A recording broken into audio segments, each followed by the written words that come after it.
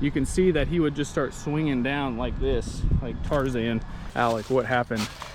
Your life is hanging on these two ropes right here. That's the kind of stuff people don't show you on YouTube. I tried a different knot and it didn't have enough friction, so I slid back down. But that's really what it looks like when I first started. It was ugly. Oh, I think you're getting worse. All those guys who are just boom, pop up in the tree, cutting. That's not realistic. All right, hey guys, Travis here with Sidonian Tree. Welcome back to the channel. Today, I decided I was gonna use this Saturday. My brother-in-law, Alec, who, if you've seen the video from a couple weeks ago, he wanted to practice some climbing today. So I'm at the shop. This is our shop.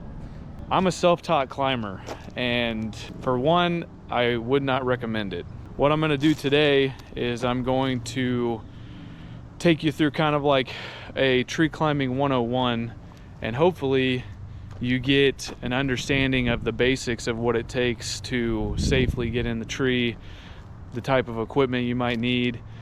This is not exhaustive by any means. This is supposed to be an overview, because an exhaustive video of everything from A to Z would be hours and hours long. Show you, hey, this is a way to safely do it.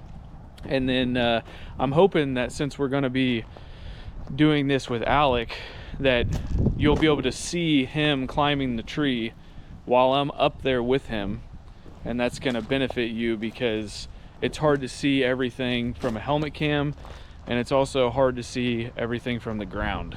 So I'm gonna get up there with him and we're just gonna talk through the basics, and I hope this is helpful. So the very first thing you're gonna do is you're going to use a throw ball.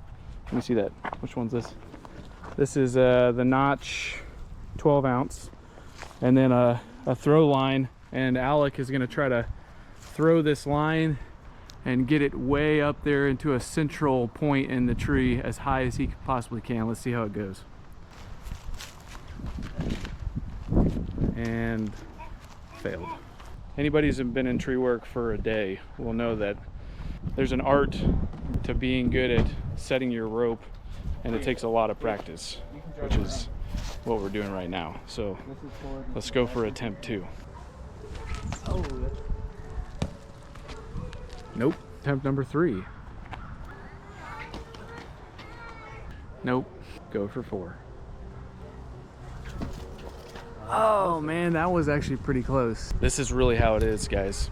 So like all those guys who are just boom, pop up in the tree, cutting, that's not realistic. Maybe you should just give it to Truett. He's probably gonna do better.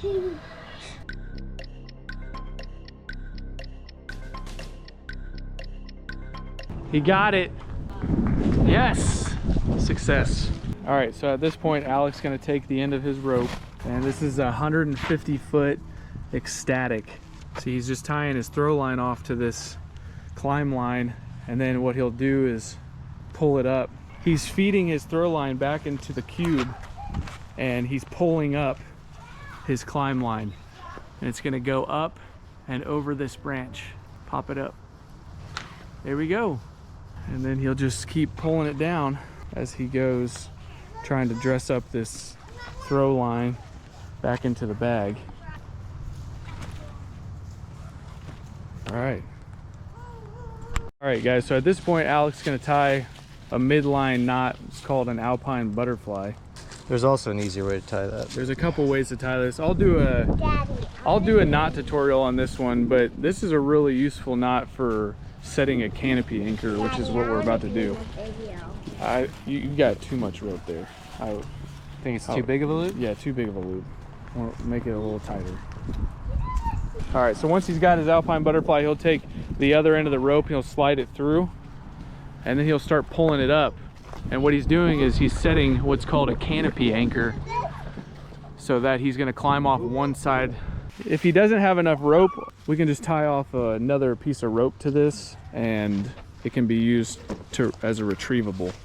All right, so we tied off something that's retrievable, just using this old rope that I had.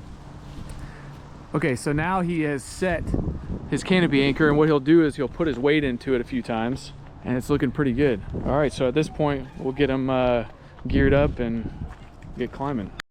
Alec put the rope wrench on wrong, so we're having to do a take 2. Always likes to highlight the failures.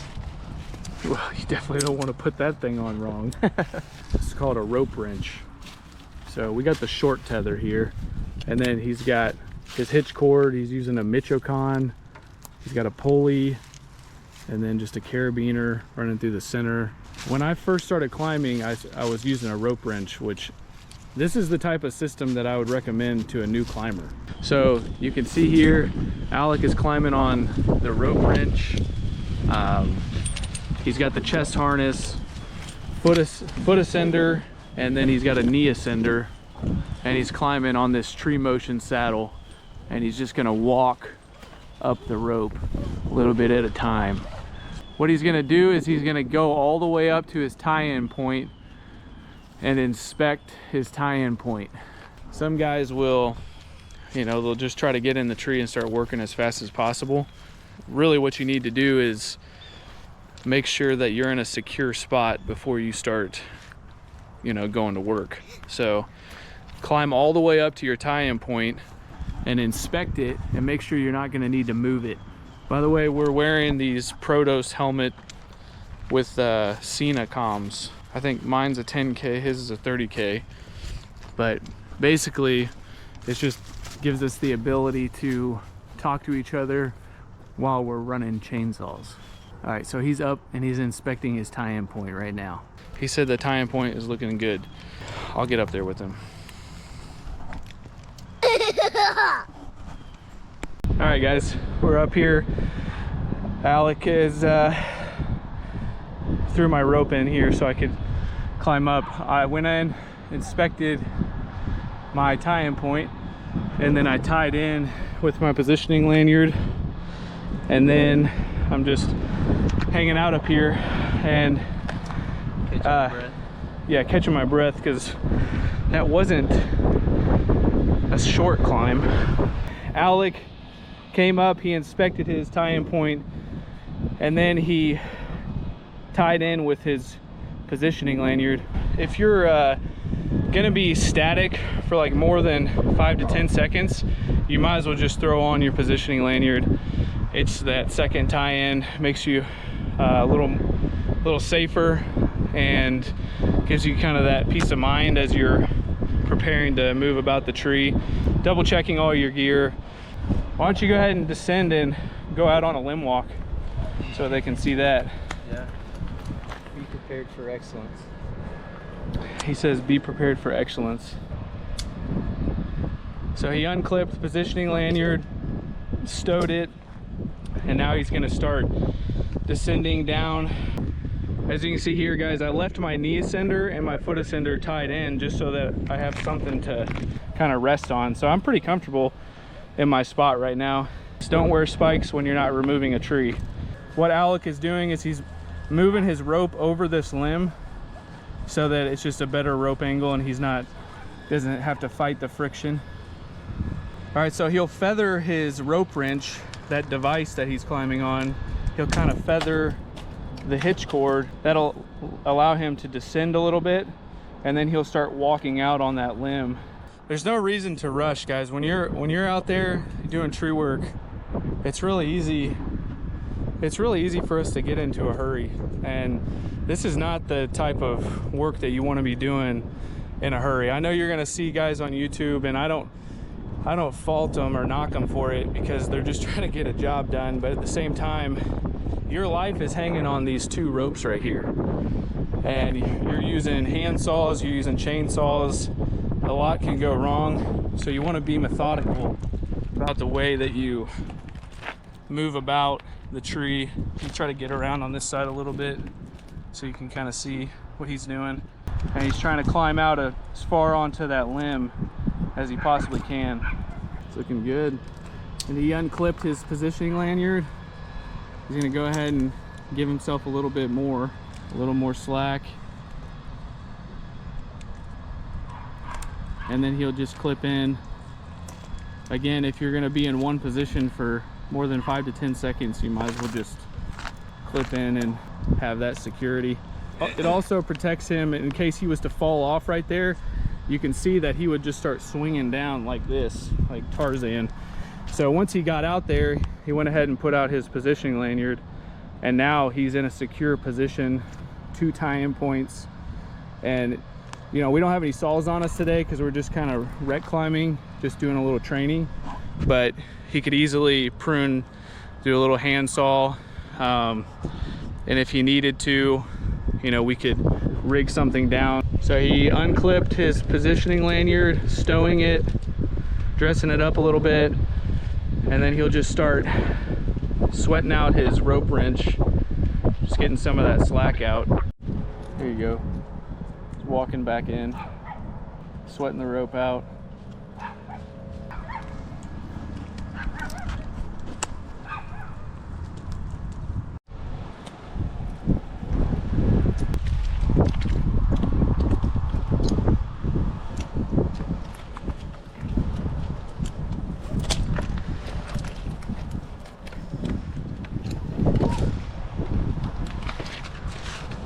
Even now.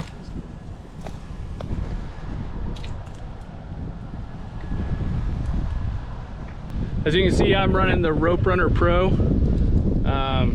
It's a really slick mechanical device, but I think if I was to recommend, and again, this is just my opinion, but if I was to recommend a climbing device for a new climber, it would be a rope wrench. I think it's probably the safest beginner device, and you can also just run the hitch climber pulley if you wanted to do double rope on like a removal. So a lot of options with that piece of equipment. So I'm gonna go ahead, I'm ready, and I'm gonna descend down. So why don't you guys go ahead and come along with me. As you can see there, I was in a static position, so I went ahead and double tied in, and then I'll just feather this thing and we'll just go on down to Alec.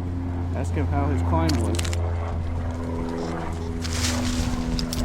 All right, so what'd you think? It was good. I think the main issue I was having was with this hitch cord. It wasn't engaging fully. Maybe I need a little bit longer tether, but something wasn't exactly So this is the shorty tether, guys. I've got the classic, which is a couple inches longer. Your hitch cord does matter on the type of rope. Yeah, so and I also might need a longer hitch. You know, I think this is a 28-inch. Yeah, I think this is a 28-inch hitch cord. I usually run a 30. I just grabbed this one out of the bag. So there's some things that you got to experiment a little bit with like hitch cords and different types of ropes. You can try different things to gain efficiencies. All right, so the last thing we'll show you guys is Alec removing his rope from the tree. So he took his device off, and again, this is just some pins on this ISC rope wrench. He can just pop that out, that pin, and what he'll do is just pull down on that other side of the rope. The one that we put the retrieve for. I kind of made it harder on myself. Yeah, he made it harder on himself by putting the piece of rope over that limb that's like 10-15 feet below. So remember, every time you guys go over a branch, you're creating friction. So that's gonna, Rope's gonna be coming down. You know, yeah, go ahead and pull it out. Whoa. Yeah. All right, and then he's got the Alpine butterfly, so he can just pop it right out, midline knot, comes right apart, and then he just pulls the rope right down out of the tree. Rope coming out. Here we go. All right, that's it, guys. That's kind of tree climbing 101. Again, this is very basic overview. Can't show everything in one video, but you know, the way I look at it is if you watch a video and you get 1 or 2 things out of it, and then it's probably pretty good. So I've learned a lot from guys on YouTube. Again, if you're starting out in the industry, I highly recommend you just go work with some people who know what they're doing. I've done work with people who said, I know what I'm doing, and then I quickly found out this guy's this might be his like second job ever, you know. So try to find like a certified arborist or something in your area. Try to find a tree company that's reputable. Go work for them, go work with them, find one of their climbers and go work with them on the weekend. Pay them a couple $100 to help you learn how to climb trees. I mean, it's totally worth it, because if you learn how to do it safely and efficiently, you can make a lot of money in tree work. But the important thing is knowing the right equipment and how to use it safely. All right, guys, thanks for watching today. If you like this stuff, please subscribe, like, all the things, you know. Again, just trying to show a way to do tree work and do it safely and effectively. There's a lot of really good climbers out there who you can learn a little bit from each time, and hopefully you guys enjoyed the content. So we'll see you next time.